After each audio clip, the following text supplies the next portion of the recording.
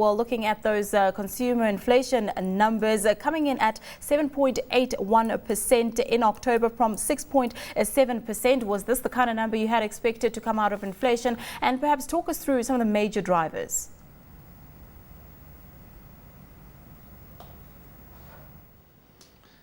Yeah, the inflation of 7.1 was quite a surprise to us. Anything above 7% wasn't really expected, I think.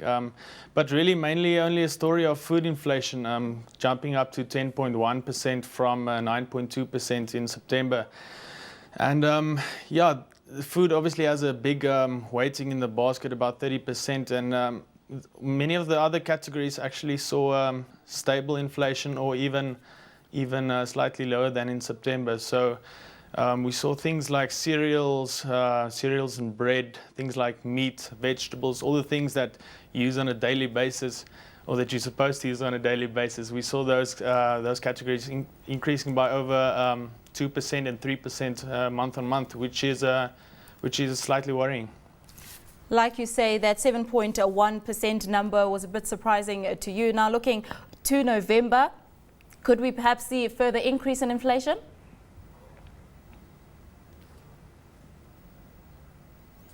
I think it's definitely a possibility. Inflation numbers the monthly figures have been quite volatile as of late. But like I said, in the other categories, we don't see much inflation coming through. I think there's still a lot of excess capacity in the market with goods. And so if we can get the food inflation under control, we should see a decrease in November. And I think that's certainly the outlook and the hope. All right, then, and looking at the central bank's decisions, do you see the central banks moving on this number or perhaps holding off at the next meeting? Yeah, that's an interesting question. I think at the next meeting, I think it's still a bit early for them to act. We know that we have a monetary union with South Africa, and that a raise in the interest rate causes some interesting aspects there. So I think they will hold off slightly on the decision to raise interest rates. But definitely this figure for October will definitely raise some red flags and pose some question as to whether they should be looking at a hike in the rates, especially when you consider that with figures like credit extension that has been increasing rapidly. The last figure came out at more than 15% year on year. And even figures like building stats, and we've seen vehicle sales very strong. So there are a few things to consider for the central bank, definitely at the next meeting. But our base case view is that they will still hold it at these levels. Indeed, a number of things to consider for the central bank. Looking at those vehicle sales numbers, we see year-on-year vehicle sales are falling back by 12% compared to about 3.6% in September. What did you make of those numbers?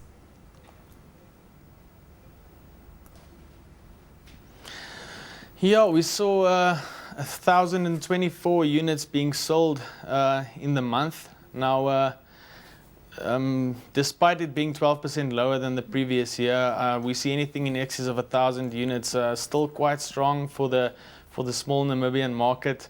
And I think it's the second month in a row that we've seen these kind of weak numbers, if you can call them weak. And I think it's maybe just a normalization of the strong growth that we've been seeing earlier in the year, and maybe the banks getting a little tougher on their credit lending and their lending criteria, and maybe reining in on some of those loans. But despite these fall-offs in vehicle sales numbers over the past few months, the overall outlook for vehicle sales seems to be quite positive when you compare it to 2011.